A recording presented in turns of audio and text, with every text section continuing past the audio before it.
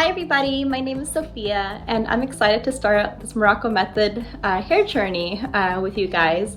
And I discovered Morrocco Method probably about 11 years ago when I was in college.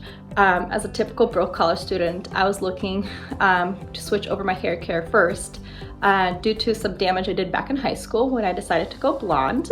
Probably not the best idea with my dark hair. And the bleach did some serious damage to my hair. And so that's how I discovered Morrocco Method. I was looking for something clean, natural, but also affordable as a college student.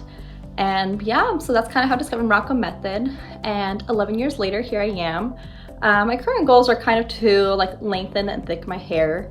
And now that I'm older, no thanks to genetics, my side of the family tends to gray early. So as you can see, I got quite a bit of grays. And so I'm excited to use some of their henna shampoos and conditioners to kind of use it exclusively and kind of see where this journey takes me and cover up those nasty grays of mine. But yeah, I hope you follow along with me and thanks for watching.